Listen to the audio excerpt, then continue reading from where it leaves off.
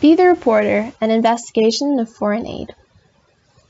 There are different types of foreign aid, but it mainly comes in two forms: humanitarian aid and development aid. Canada doesn't seem to be receiving much foreign aid because she is not a developing country. However, it is more known that Canada has helped and is helping several nations through distributing foreign aid. Let's look at the impact on the receiving nations. Canada has been sending foreign aid to countries in the Americas, Asia Pacific, Eastern Europe, Middle East, North Africa, and the Saharan Africa. They spend within the range of $5 to $6 million in each year. The nation receiving foreign humanitarian aid would use it during disasters and such.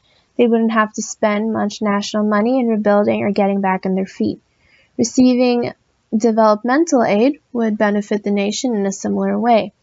These third world countries would have the funds to help in areas that still need development. This type of aid, however, would require the receiving nation to give back the amount plus the interest to Canada.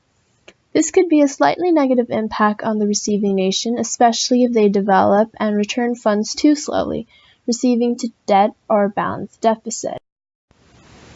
However, we can see here that Canada is making many efforts in establishing a positive impact on the receiving nation.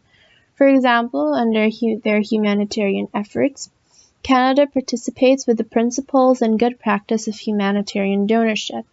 They have also established the Emergency Disaster Assistance Fund administered by the Canadian Red Cross Society that allows for immediate Canadian support to the International Federation of the Red Cross. They also have the Canadian Food Grain Banks, which provides food assistance, cash, and other commodities and development assistance to people in need.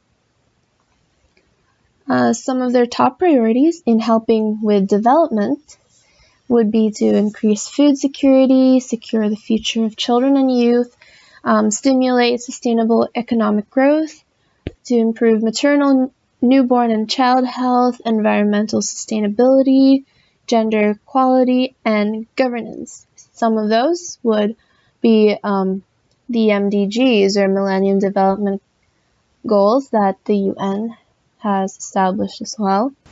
There would also be an impact on the donor nation, in this case, Canada. Economical, political, and cultural relationships between both nations would strengthen with foreign aid. This would benefit any future trades, negotiations, aid contributions, alliances, or of the like.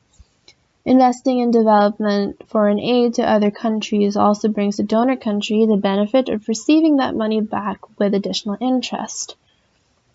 Spending a large percentage of their GDP solely on foreign aid, however, can also be a threat to the donor nation.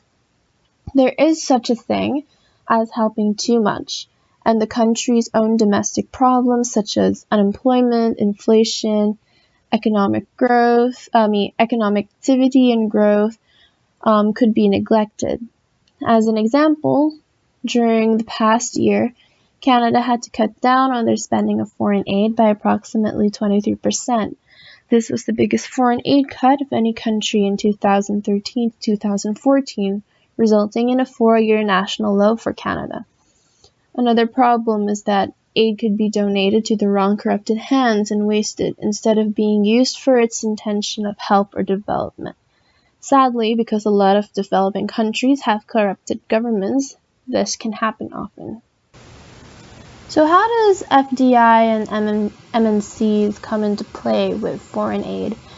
Well, a foreign direct investment is the ownership and controlling of a business firm in one country in which that said business is based in another country. These business firms are called multinational corporations, and MNCs have the production capacity within several nations. Foreign direct investment is usually pushed through the form of MNCs. So multinationals benefit in the development of the country they are positioned in. Foreign investment into the country will help boost the rate of economic growth and shift the economy's long-run aggregate supply curve to the right. This will increase their productive potential. Foreign investment will also inject money into the local economy, providing jobs. The multiplier effect may occur and create more income as newly employed workers spend in consumption and contribute to AD, aggregate demand, and economic activity.